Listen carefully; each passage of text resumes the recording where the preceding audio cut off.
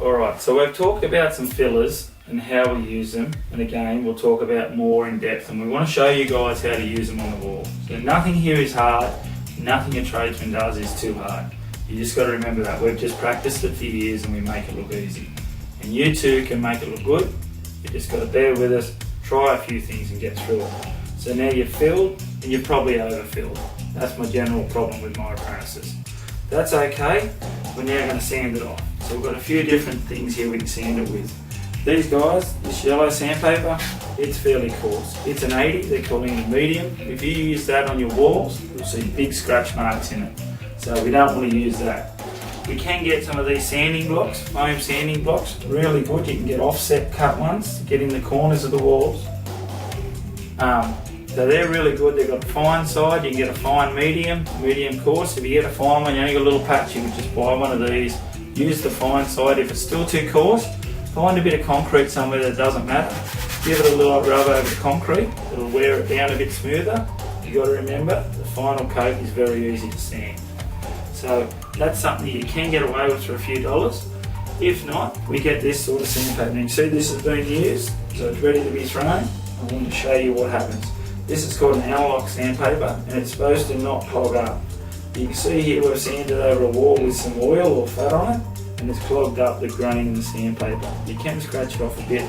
You buy it in a roll, so you can go and get a metre of it from the hardware store, which 3 foot or a metre, and you can get it just like this in different grades of sandpaper. Cheap to buy.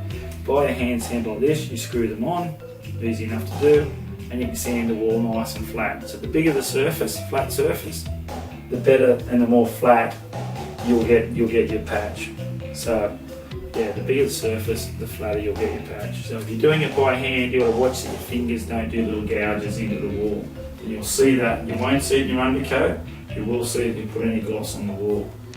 So that's just a few different sorts of things. So again, you can get this and just use it by hand or use a flat pad. You can do that. There's another little tricky one what we carry for work, and you stick it on the end of your roller pole, and this one's called a pole sander. It's got this flexible thing here. Again, something that if you're doing a lot of sanding on new homes, we sand every wall after our first coat to make sure it's perfect. So these sand the wall, they can move it around and sand big areas of walls very quickly. We'll get more into that later when we will be doing some new work soon, and we'll show you some more about those guys later. And just while we're talking about sanding, it is very important to keep the duster around. Once you've sanded your walls, what you don't want to do is you don't want to then just go and paint the wall and pick up all the dust that'll be down on your skirting. Make sure you dust that off, get it nice and clean, otherwise what you're going to do is recontaminate your walls. The dust is now going to go in your paint. When you wipe your paint away at the end of the day, it's all through the drum.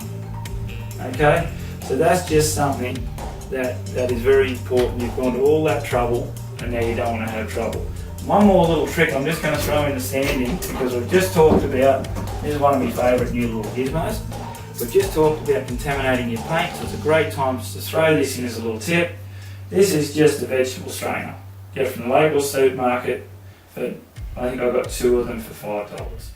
I've just made up a little clip on the end of it, so when we want to strain the paint, I clip that over the side of the paint can. That sits on the other side. You can do a one-man job, a one-person job, and you can strain all that garbage out of your paint, and you're not picking it out all the way through. So that'll make your paint, instead of having your paint so it's got grit through it, we'll clean it up and it'll be like a brand new drum again.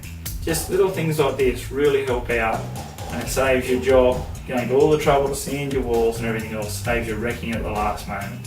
Just keep in mind the little hints as we go through.